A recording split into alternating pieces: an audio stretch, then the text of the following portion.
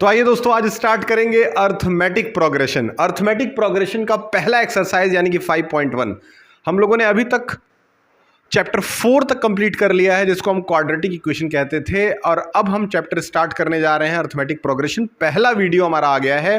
पहले वीडियो में हम एक्सरसाइज 5.1 लगाएंगे, अर्थमेटिक प्रोग्रेशन को समझेंगे कि अर्थमेटिक प्रोग्रेशन में करते क्या है, किया क्या जाता है, किस तरीके से चैप्टर आगे बढ़ेगा, किस तरीके से हम क्वेश्चंस लगा सकते हैं। पहला सवाल आपके स्क्रीन पे नजर आ रहा होगा, मैं आपको लगा करके दिखाता हूं कि कैसे करना है।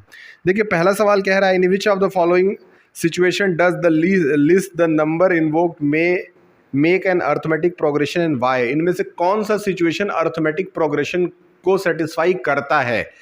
पहला सवाल देखिए, पढ़िए क्या है लिखा है। A taxi fare after each kilometre when the fair of ₹15 for the first kilometre and 8 for each additional kilometre. कह रहा है कि एक टैक्सी है जिसमें जब आप पहला किलोमीटर ट्रेवल करते हैं, आप जब फर्स्ट किलोमीटर ट्रेवल करते हैं तो उसका जो आपका किराया है वो 15 रुपये लगता है। लेकिन अगर आप एक एक किलोमीटर बढ़ाते जाते हैं, जैसे आप 2 किलोमीटर चले गए, 2 किलोमीटर गए तो आपको इसी 15 में आपका 8 रुपीज़ जुड़ जाता है, यानी कि 23 रुपीज़ लगेगा। अगर उसी में 3 किलोमीटर चले गए तो 3 किलोमीटर जाने के बाद से 23 रुपीज़ में 8 जुड़ जाएगा और इस बार 31 रुपीज़ लगेगा। तो आप देख सकते हैं कि पहले 15 आया, फिर 23 आया, फिर 31 आया। इस तरीके से ये साफ साफ दिख रहा है कि ये एपी को फॉलो कर रहा है, यानी कि ये एपी है दोस्तों। हाँ बिल्कुल बिल्कुल नज़र आ रहा है और 8 का हर जगह डिफरेंस आ रहा है, तो इस बेस पे आप कह सकते हैं कि ये एपी है। ठीक उसी तरीके से आइए दूसरा क्वेश्चन करते हैं। कह रहा है क्वेश्चन नंबर 2 में कि सपोज मान लेते हैं the amount of air present in the cylinder when the vacuum pump removes 1/4 of the air remaining in the cylinder at the time. कह रहा है सब कि मान लेते हैं कि एक रूम है और उस रूम के अंदर 100 लीटर एयर भरा हुआ है। 100 लीटर एयर भरा हुआ है। कह रहा है कि हर बार 1/4 एयर निकाल लिया जा रहा है। तो फर्स्ट बार में जो फर्स्ट रिमूवल होगा उसमें हम लोग 1/4 निकाल लेंगे। 1/4 अगर निकाल लेते हैं तो मेरे ख्याल से 25 निकल जाएगा, यानी कि 75 बच जाएगा। अब अगले कंडीशन में जो सेकेंड राउंड होगा उसमें 1/4 हमें 75 का निकालना है। अगर 75 का 1/4 निकालते हैं दोस्तों तो ये लगभग आपका 4 1 जा 4, 4 1 जा 4, 3, 4 8 जा 32.3, 4 8 जा 32, 18.8 लीटर के लगभग आ रहा है। यानी कि पहली बार में कितना निकला, 25 लीटर निकला, लेकिन दूसरी बार में कितना निकला, 18.8 लीटर निकला। इस तरीके से ये आगे बढ़ेगा, तो ये कभी भी एपी में नहीं हो सकता है। नॉट एन एपी, ये कभी भी एपी में नहीं हो सकता है दोस्तों। बिल्कुल इसी तरीके से हम करते हुए चलेंगे, ये कभी भी एपी में नहीं हो सकता है। अब आते हैं दोस्तों क्वेश्चन नंबर 3 पे। तो क्वेश्चन नंबर 3 क्या कह रहा है, पढ़ लेते हैं। क्वेश्चन नंबर 3 कह रहा है the cost of digging a well after every metre. एक गड्ढा खोदा जा रहा है और उस गड्ढे को खोदने का, 1 मीटर गड्ढा खोदने का, जब आप 1 मीटर गड्ढा खोदते हैं तो आपको 150 रुपये टोटल पैसा लगता है। लेकिन जब आप 2 मीटर खोदते हैं तो इसी 150 रुपये में आपको 50 रुपये बढ़ा करके दिया जाता है, यानी कि ये उसके बाद आपको दिया जाता है 200, फिर दिया जाता है 250, फिर उस तरह दिया जाता है 300। इस तरह से डॉट डॉट डॉट चल रहा है। तो साफ साफ दिख रहा है कि ये सिचुएशन एपी में ही है, एपी में ही है। उसी तरीके से आते हैं क्वेश्चन नंबर 4 देखते हैं। क्वेश्चन नंबर 4 कह रहा है कि आपने 10,000 रुपये बैंक में डिपॉजिट करा है और आपको कंपाउंड इंटरेस्ट के अकॉर्डिंगली 8% इंटरेस्ट मिलता जा रहा है। तो भैया हमने जो प्रिंसिपल अमाउंट जमा करा है वो है हमारा 10,000 रुपये, और इस पे जो रेट ऑफ इंटरेस्ट लग रहा है वो 8% लग रहा है, 8% लग रहा है। इस तरीके से जब आप इसको सॉल्व करेंगे तो आपको साफ साफ नज़र आएगा कि आप जब इसका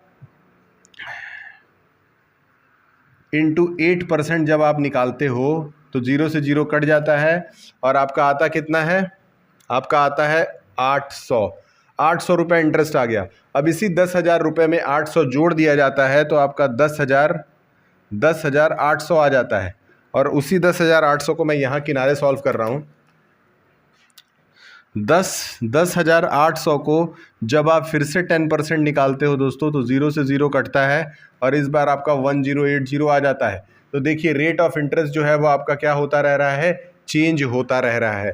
तो इस तरीके से रेट ऑफ इंटरेस्ट चेंज होता रहेगा, इसीलिए ये कतई एपी में नहीं हो सकता है दोस्तों, ये कभी भी एपी में नहीं हो सकता है। तो इसको लिख देंगे नॉट इन एपी, ये एपी में नहीं हो सकता है। तो ये था दोस्तों क्वेश्चन नंबर 1। अब चलते हैं क्वेश्चन नंबर 2 पे। बहुत आसानी से लगाएंगे, बहुत फटाफट करेंगे, ईमानदारी से करेंगे, मेहनत करेंगे, आंसर निकालेंगे। क्वेश्चन नंबर 2 है, इसको इरेज कर देता हूं।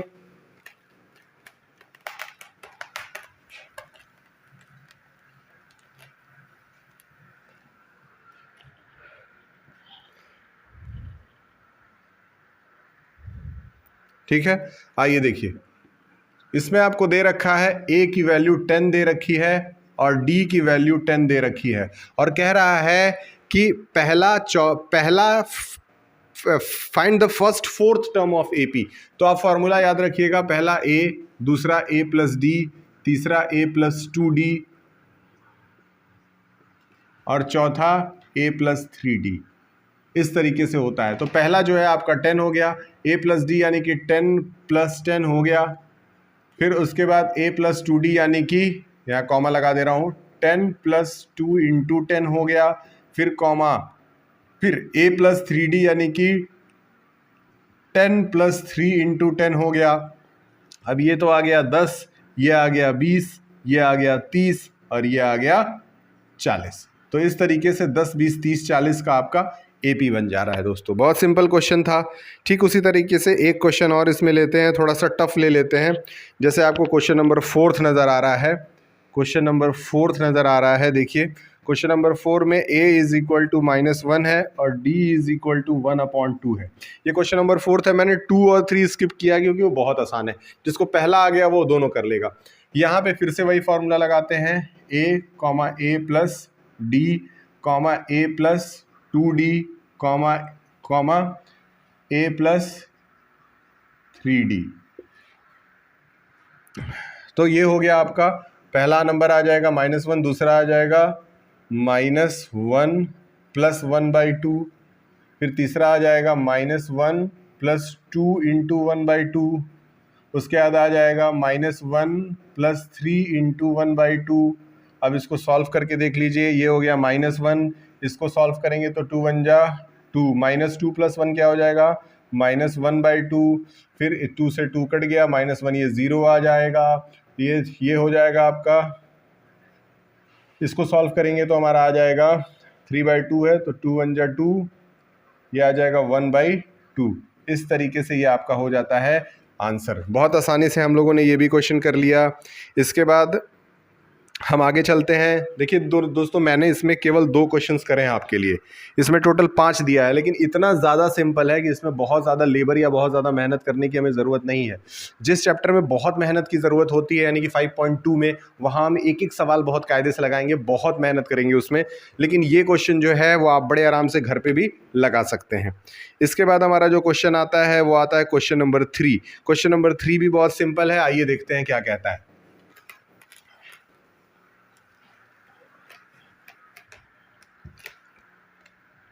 क्वेश्चन नंबर 3 देखते हैं। कह रहा है for the following AP right the first term and the common difference. अब इससे आसान कुछ नहीं हो सकता है। पहला क्वेश्चन निकालते हैं। कह रहा है 3 है, (1 है, -1 है, -3 है। इसमें a बताइए दोस्तों। a इसमें पहला नंबर होता है यानी कि 3, और d निकालने के लिए हम लोगों को इसमें से इसको माइनस कर देना होता है, यानी कि 1 - 3 कर दिए तो आ गया -2। ये हो गया आपका a और ये हो गया आपका d।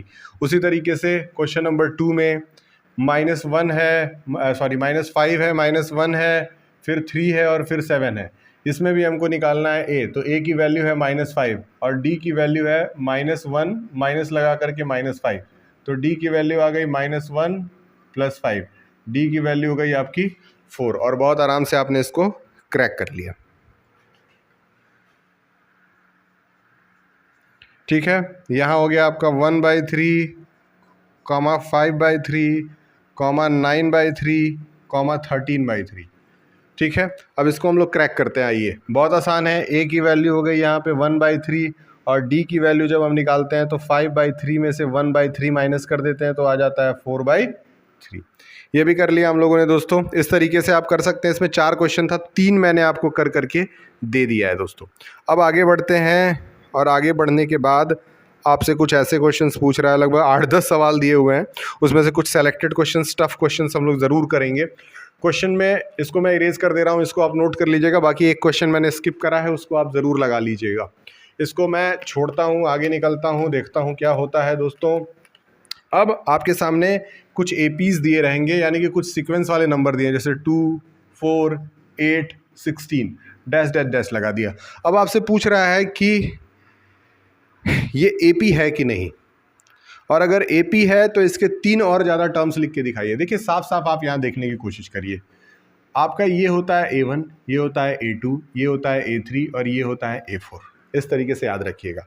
अगर हम A2 में से A1 माइनस कर देते हैं दोस्तों तो 4 में से 2 माइनस होगा, आएगा 2। अगर हम A3 में से A2 माइनस कर देते हैं दोस्तों तो 8 - 4 होगा, आएगा 4। आप साफ साफ देख रहे हैं यहाँ कुछ और है, यहाँ कुछ और है, यानी डी बराबर नहीं है, तो ये क्या हो जाएगा, नॉट एन एपी। ठीक इसी तरीके से जहाँ जहाँ ये डी बराबर ना आए, यानी कि ये जो आपका फॉर्मूला था दोस्तों, ये हमारे डी का था, यानी कॉमन डिफरेंस का था। अगर कॉमन डिफरेंस अलग अलग आ जाता है तो समझ लीजिएगा कि एपी में नहीं है, और अगर कॉमन डिफरेंस सेम आता है तो समझ जाइएगा कि एपी में ही है। इस तरीके से हम आगे बढ़ेंगे और एक टफ क्वेश्चन उतारते हैं दोस्तों। टफ क्वेश्चन है क्वेश्चन नंबर 5। इसमें क्वेश्चन नंबर 5 उतारते हैं। क्वेश्चन नंबर 5 है 3, 3 + √2, 3 + 2 √2। ये बोर्ड्स में पूछ चुका है दोस्तों, याद रखिएगा। फिर 3 + 3 √2। ये आपको क्वेश्चन दे दिया, आप कह रहा है बताइए कि ये एपी में है कि नहीं है।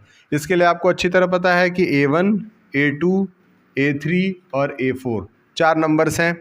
अगर हम A2 में से A1 माइनस करते हैं तो D की वैल्यू निकलती है, तो ये हो जाएगा 3 + √2 -3, -3 + 3 कट गया, आपका √2 आ गया, यानी कि यहाँ पे √2 आ रहा है। अब हम यहाँ पे करते हैं A3 - A2, ये भी D का ही फॉर्मूला होता है, तो A3 है 3 + 2 √2 -3 + √2। अब -3 + 3 कट गया, यहाँ कुछ नहीं था तो 1 था दोस्तों, तो ये हो गया 2 √2 - 1 √2, जो कि आ जाता है √2। आपको साफ साफ दिख रहा है कि दोनों जगह D की वैल्यू इक्वल है, यानी कि ये एपी में है। अगर इक्वल नहीं आता तो एपी में हम नहीं मानते। इसके बाद एक क्वेश्चन जो मेरा फेवरेट है वो मैं ज़रूर सॉल्व करूँगा आपके सामने, वो है क्वेश्चन नंबर 12। ये है √2, फिर √8, फिर √18 और फिर √32। आपको बताना है कि ये एपी में है या एपी में नहीं है।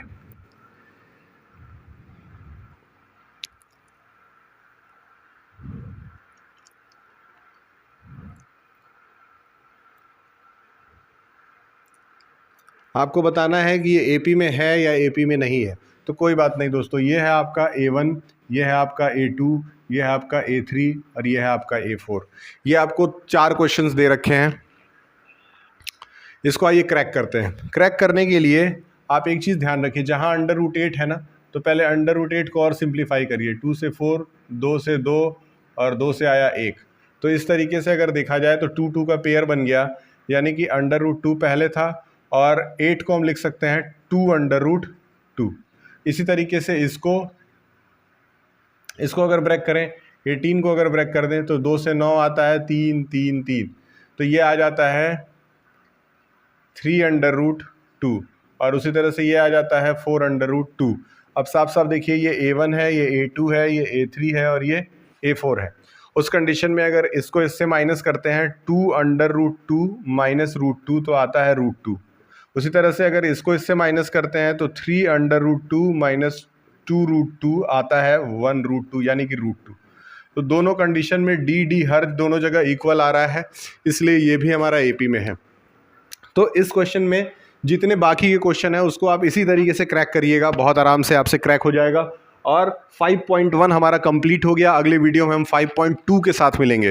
दोस्तों इस एक्सरसाइज में कुछ क्वेश्चंस मैंने आपको आपके भरोसे छोड़ा है, क्योंकि इससे आसान अब कुछ हो नहीं सकता है। 10th का कोई भी बच्चा कम से कम इतना नॉलेज तो रखना ही चाहिए उसको कि इस तरह के क्वेश्चंस वो आराम से कर ले। इसी तरह से एक ओवरऑल व्यू, एक समरी टाइप में मैंने इस एक्सरसाइज को करा है।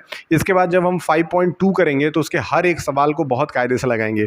5.2 और 5.3 के सारे क्वेश्चन एनसीईआरटी के हम लोग सॉल्व करेंगे। तब तक के लिए बहुत बहुत धन्यवाद। चैनल को सब्सक्राइब ज़रूर कर दीजिए।